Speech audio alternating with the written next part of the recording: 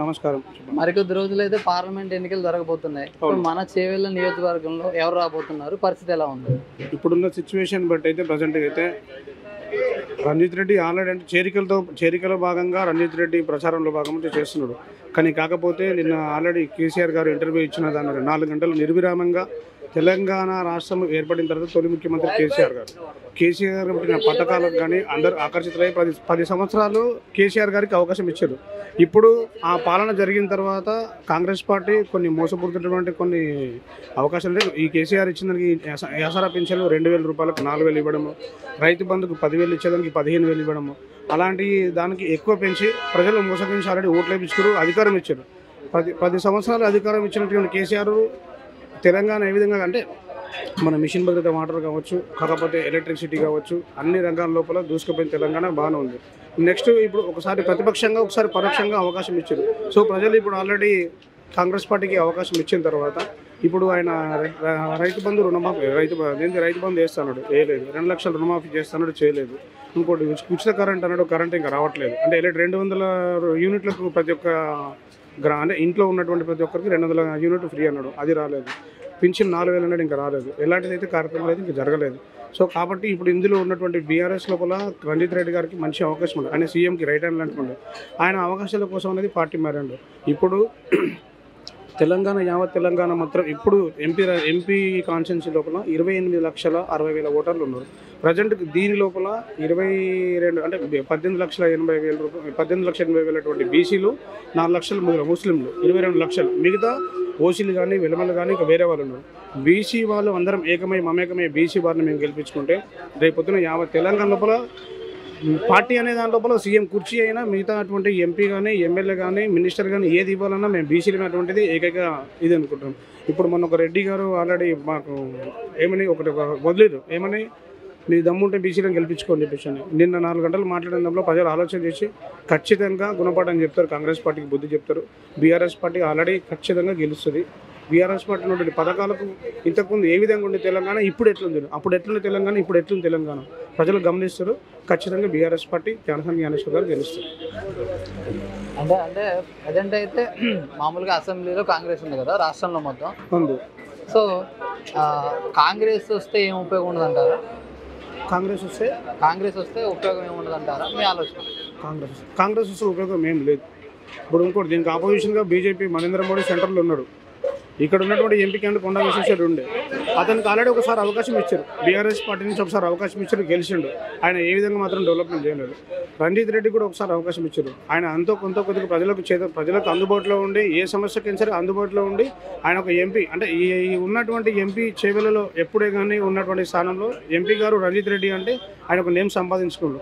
ప్రజలు కూడా అందరూ గుర్తుపెట్టుకున్నారు. ఏమన్నా ఎంపీ రంజిత్ రెడ్డి ఒక గ్రామ స్థాయి లోపల ఒక సర్పంచ్ కానీ, ఒక వార్డు మెంబర్ కానీ, ఒక జిల్లా స్థాయిలో కానీ ఎవరు సర్పంచ్ గారు చేయని పనులు ఎంపీ గారు కూడా చేశారు. నేను చేయదనట్లేదు. కాకపోతే సొంత పార్టీకి వెన్నుపోటు పొడిచారు. అంటే ఈ పార్టీలో ఉండే ఈరోజు 50,000 నుంచి కాదు, 1,00,000 నుంచి కాదు, భారీగా గెలుస్తుంది ఆయన. అదే బీఆర్ఎస్ పార్టీలో ఉండే చెప్పకుండా సీట్ ఇవ్వకపోతే పోవడం అది వేరు, సీట్ ఇచ్చిర్రు.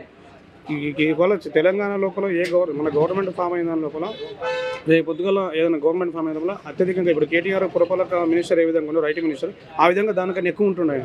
కానీ ఆయన అవకాశం సద్వినియోగం చేయలేదు. మేము కొట్లాడినాము. మాతో పాటు ఉన్నటువంటి వ్యక్తి చెప్పకుండా చేయకుండా ఆల్రెడీ అవతలకి చంపేయండి. ఇప్పుడు ఉన్న కార్యకర్తలు ఎటుపోవాలి, పార్టీకి మోసం చేసిపోయారు. ఉన్న కార్యకర్తలు కంపల్సరిగా మన పార్టీని మనం కాపాడుకుందామనే స్థితి లోపల ఉన్నారు. ఖచ్చితంగా బీఆర్ఎస్ పార్టీకి ప్రజలు ఆల్రెడీ ప్రజలు ఆల్రెడీ స్పందన ఏ విధంగా ఎందుకు ముందుకు వస్తుందనే విషయం లోపల అంటే వాళ్ళు చేయని విషయాలకు ప్రజలు ఆల్రెడీ నిర్వీర్యంగా ఆల్రెడీ ఇప్పటికే ఎగబడుతున్నారు. ఆల్రెడీ ఏది కూడా కరెక్ట్ చేయలేదు. కరెంటు కానీ, నీటి సమస్య కానీ, మీరు చూసుకున్నటువంటి కానీ ఇప్పుడు రైతు బంధు వేస్తున్నది కానీ, 2 లక్షల రుణమాఫీ విషయంలో కానీ కేసీఆర్ చేయని విషయాలు ఏమున్నాయి అన్నీ చేసింది. ఆల్రెడీ మాకున్నటువంటి ప్రజలకు ఉన్నటువంటి 75 సంవత్సరాల కాలం లోపల ఉన్నటువంటి తెలంగాణ రాకముందు ఏ విధంగా ఉండే, తెలంగాణ వచ్చేదాకా ఏ విధంగా అయింది, కొంచెం డెవలప్మెంట్ అయింది. హైదరాబాద్ మహారాణా నగరాన్ని చూసుకుంటే విశ్వనగరంగా దుబాయ్ లోపల ఏ విధంగా అయితే మనం బయట ఏ విధంగా ఉన్నాం ఆ విధంగా కనిపిస్తుంది. అంటే డెవలప్మెంట్ కనిపించింది. కాకపోతే ప్రజలు తీర్పు అనేది 10 సంవత్సరాలు అవకాశం ఇచ్చినాం కదా, ఇప్పుడు చూసాం కొత్త వాళ్ళకి అవకాశం ఇస్తే ఏ విధంగా చేస్తారో అని చెప్పేసి అన్నారు. ఒకసారి ప్రతిపక్షానికి ఇచ్చారు, ఒకసారి పాలకపక్షానికి ఇచ్చారు. ఫైనల్గా కాంగ్రెస్ ప్రభుత్వం వచ్చాక ఎలా ఉంది మీ ఒపీనియన్? కాంగ్రెస్ ప్రభుత్వం వచ్చినాకైతే ప్రజెంట్ అయితే ఏం లేదు. ఎక్కడ వేసినా దొంగ నాన్నే ఉన్నది. ఇంకోటి కాంగ్రెస్ ప్రభుత్వం వచ్చిన తర్వాత కాంగ్రెస్ ప్రభుత్వంలో ఉన్నటువంటి సీఎం రేవంత్ రెడ్డి గారు ఎవరైతే ఉన్నారో ఆయన మామూలుగా జిల్లా పరిషత్ జిల్లా జెడ్పీటీసీగా చేసిండు, ఇంకోటి ఎమ్మెల్యేగా చేసిండు. కనీసం ఆయనకు అవగాహన కోసం ఒక మినిస్టర్గా నన్ను ఒక మంత్రిగా కనుక చేసినట్టు మాత్రం రేపు పొద్దున మన కాన్స్టిట్యూన్సీ లోపల ఏ విధంగా డెవలప్మెంట్ చేయాలో, ఏ విధంగా నేను ఒక మంత్రిగా ఉంటే ఆయనకి ఎలాంటి ఈ మామూలుగా ఎన్ని రకాలకి ఎన్ని విషయాలకు నేను ఎలిజిబిలిటీ అనే విషయం తెలుస్తుంది. అంటే ఏ జీవో కానీ చేయడం కానీ ఏదైనా ఇవ్వడం కానీ చేయడం కానీ ఆయనకు అవగాహన ఉంటుండే. అతనికి అవగాహన లేదు. డైరెక్ట్ ఎమ్మెల్యే స్థాయి నుంచి డైరెక్ట్ సీఎం స్థాయికి వెళ్ళాడు. సీఎంలో కుర్చీలో కూర్చున్నటువంటి సీఎం రేవంత్ రెడ్డికి సీఎం కుర్చీలో కూర్చున్నటువంటి ఎన్ని జీవోలు అమలు చేయడం కానీ ఎన్ని తీసేయడానికి కానీ దానికి ఎలిజిబిలిటీగా ఉన్నటువంటి అంటే ఏ విషయాలు నేను ఈ కుర్చీలో కూర్చున్నా ఈ కుర్చీకి ఎన్ని విషయాలు ఎలిజిబిలిటీ ఉంది అంటే నేను తీయడం కానీ చేయడం కానీ ఒక జీవో పాస్ చేయడం కానీ ప్రజలకు ఏ విధంగా అందుబాటులో ఉండాలి. ఒక మినిస్టర్గా చేసినట్టు అవగాహన ఉంటుండే. ఒక ఏరియాని డెవలప్మెంట్ చేసి ఉంటాడు ఒక మినిస్టర్. ఏదైతే కాన్సెన్స్ కొడంగల్ కాన్సెన్స్ ఉంది సార్ వాళ్ళది ఇప్పుడు రేవంత్ రెడ్డి గారిది. ఆ రేవంత్ రెడ్డికి అదే అక్కడనే మినిస్టర్ చేస్తుంటే ఆయన ఏరియా డెవలప్మెంట్ ఏ విధంగా చేసుకుంది. కేటీఆర్ గారు ఉన్నాడు, సిరిసిల్ల ఏ విధంగా డెవలప్మెంట్ అయింది. హరీష్ రావు ఉన్నాడు, ఏ విధంగా డెవలప్మెంట్ అయింది. అట్లా ఒకరొకరు ఏరియాలో ఒక మినిస్టర్గా చేస్తే అవగాహన ఉంటుండే. సీఎం కుర్చీ మీద కూర్చున్నా కాబట్టి అవగాహన లేదు. ఇంకోటి వాళ్ళ దాంట్లో గుంపు మేసి అనడం అని నాది కరెక్ట్ కాదు. కాకపోతే ఏంటంటే వాళ్ళ దాంట్లో వాళ్ళు ఎవరు కుర్చీ ఇస్తారని లాక్కోవడం కానీ ఎప్పుడు చూసినా కేసీఆర్ గారిని తిట్టడం, ఎప్పుడు చూసినా ఏ విషయంలో ఉన్నా కానీ చెప్పడం తప్ప కానీ ప్రజలకు ఏ విధంగా మనం మంచి పాలన అందియాలి, ప్రజలకు ఏ అవసరం ఉంది, ఏ విధంగా మనం సురక్షిత పాలన అందిస్తే ఏ విధంగా మన గవర్నమెంట్ నెక్స్ట్ ఎట్లా వస్తుంది అనే దాని విషయంలో మాట్లాడతలేదు. ఎప్పుడు చూసిన కేసీఆర్ లూటీ చేసిండు, అది చేసిండు తప్ప కానీ ప్రజలకు ఏ విధంగా మంచి పాలన అందిస్తే మన ప్రభుత్వం వస్తుంది, మనం ఎంపీ సీట్లు 10 సీట్లకు ఎట్లా గెలవగలుగుతాం, మనం ఏం చెప్తే ఇది అవుతుంది అనే దాని విషయంలో మాట్లాడట్లేదు. అది ఏమాత్రం ఏదన్నా ప్రజలు ఆల్రెడీ ఆశీర్వదిస్తారు. ఖచ్చితంగా బీఆర్ఎస్ పార్టీకి ఓటు వేస్తారు. ఎందుకంటే కాంగ్రెస్ ప్రభుత్వం గుణపాఠం ఇప్పుడు తెలంగాణ ప్రజలకు చెప్పింది కాబట్టి వాళ్ళ తీర్పు ఒకసారి కాంగ్రెస్ పార్టీకి ఇచ్చారు.